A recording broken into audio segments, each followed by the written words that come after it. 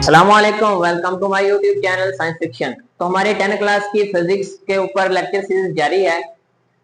आज हम 10 क्लास की physics chapter number 1 thermal expansion और इसका टॉपिक नंबर 1 और इसका पार्ट नंबर 2 को डिस्कस करने जा रहे हैं। कभी कभी आपने देखा होगा कि चीजों को आप गर्म करते हैं, हीट अप करते हैं तो उनके साइज में इजाफा हो जाता है, मतलब कि उनका वॉल्यूम बढ़ जाता है, राइज अप कर जाता है।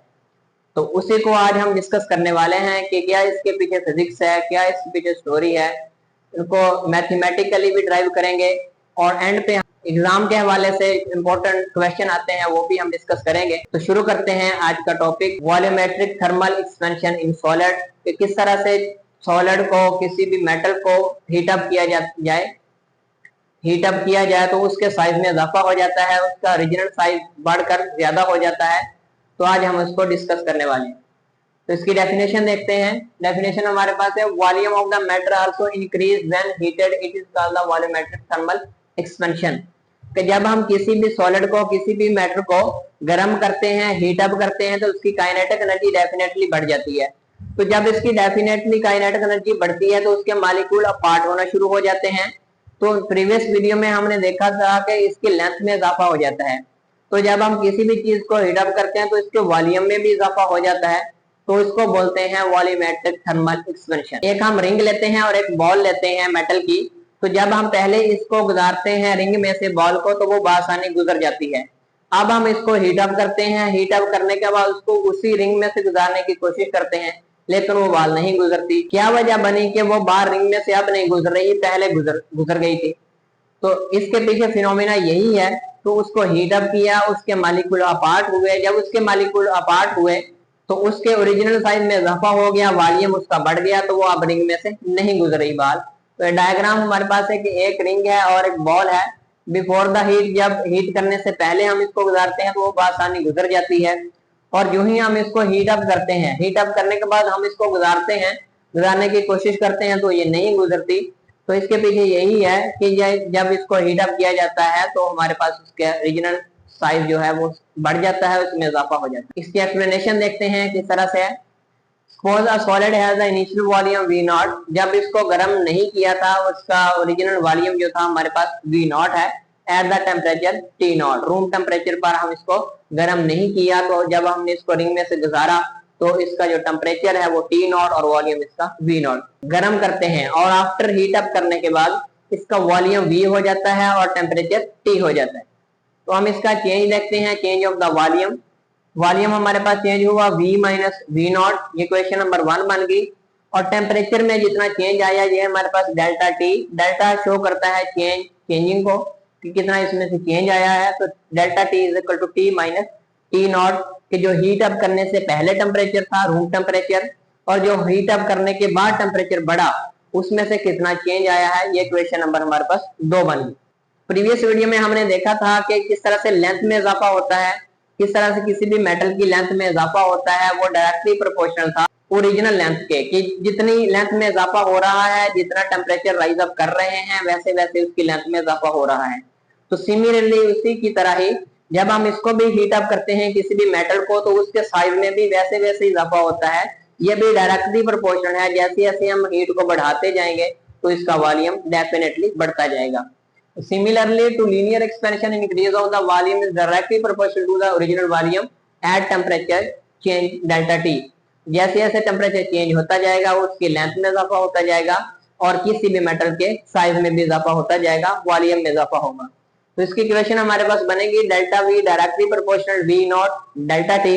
अब डेल्टा V हमारे पास चेंज ऑफ द वॉल्यूम है, V0 हमारे पास ओरिजिनल वॉल्यूम है, और डेल्टा T हमारे पास चेंज इन द टेम्परेचर है कि कितना चेंज आया है।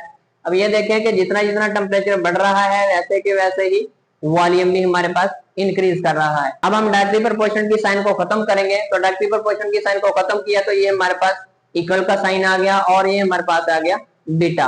अब बीटा क्या है हमारे पास, coefficient of the volumetric thermal expansion of solid.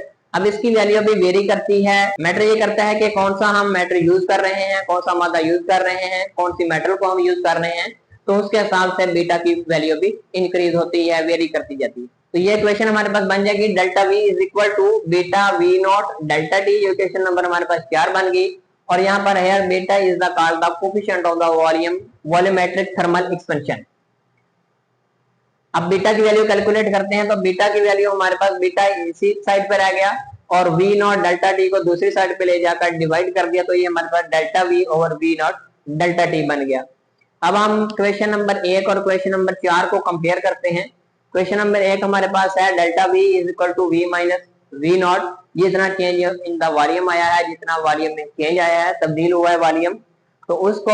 और हमारे पास क्वेश्चन नंबर 4 है delta V is equal to beta V naught delta T, इसको दोनों को कंपेयर करें तो डेल्टा वी हमारे पास है ये इस साइड पे, लेफ्ट हैंड साइड पे हम क्वेश्चन नंबर 1 को कंपेयर करके वी माइनस वी नॉट को पुट करेंगे, तो ये हमारे पास बन गई V minus V naught is equal to beta V naught delta T. अब हम इस डेरिवेशन को सॉल्व आउट करते हैं, तो वी हमारे पास यहाँ पर ही रह गया और माइनस का वी नॉट दूसरी तरफ जाके प्लस हो जाएगा, तो v is equal to V naught plus beta V naught delta T, हमारे पास ये क्वेश्चन बन गई। अब हम यहाँ से वी नॉट को कॉमन लेते हैं, taking the common V naught, यहाँ से वी नॉट को कॉमन लेंगे तो हमारे पास रिलेशन रह जाएगा v is equal to V naught into 1 plus beta delta T, क्योंकि यहाँ से वी नॉट कॉमन आ गया तो यहाँ पर 1 रह गया, तो ये हमारे पास कहलाती है volumetric thermal expansion of solid.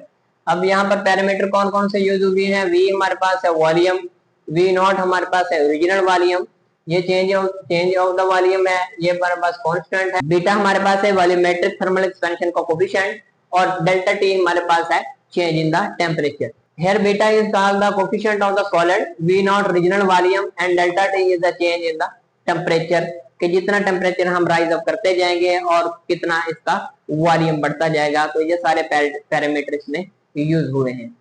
तो आगे हम देखते हैं कि एग्जाम के पॉइंट ऑफ व्यू से कौन कौन से क्वेश्चन इसमें से आ सकते हैं, कौन कौन से इंपॉर्टेंट क्वेश्चन है, लॉन्ग क्वेश्चन, शॉर्ट क्वेश्चन, तो उसको देखते हैं। पहला क्वेश्चन है ये है कि वॉल्यूमेट्रिक एक्सपेंशन की तारीफ करें, इसकी डेफिनेशन करें। दूसरा क्वेश्चन है हमारे पास वॉल्यूमेट्रिक एक्सपेंशन को वजाहत से बयान करें, ये एक लॉन्ग क्वेश्चन आ सकता है। पार्ट 1 और पार्ट 2 जिस तरह से हमने लेंथ में चेंज देखा था, ये वॉल्यूम में चेंज है, दोनों सेपरेट भी आ सकते हैं और दोनों कंबाइंड भी आ सकते हैं। तो तीसरा क्वेश्चन हमारे पास कोफिशिएंट की तारीफ करें, बीटा की तारीफ करें, coefficient of the volumetric thermal expansion, इसकी तारीफ भी आ सकती है पेपर में, तो ये भी इंपॉर्टेंट शॉर्ट क्वेश्चन है। आगे उसके बाद जब हमने डायग्राम में देखा था कि एक बॉल को हमने कोशिश की थी कि हीट अप करने के बाद भी रिंग में से गुजर जाए, तो वो नहीं गुजरी थी। ये भी क्वेश्चन पेपर में आ सकता है कि रिंग में से बाल क्यों नहीं गुजरता जब इसे गर्म किया जाता है, तो आफ्टर द हीट बाल रिंग में से क्यों नहीं गुजरती। ये थे हमारे पास एग्जाम के पॉइंट ऑफ व्यू से कि कौन कौन से क्वेश्चन इसमें से आ सकते हैं, बन सकते हैं। तो ये था हमारे पास 10 क्लास की फिजिक्स का चैप्टर नंबर 1 का first topic, thermal expansion in solid.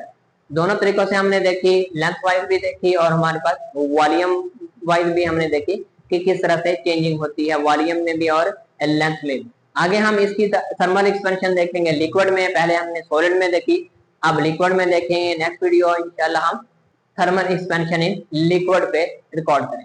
तब तक के लिए अल्लाह हाफिज।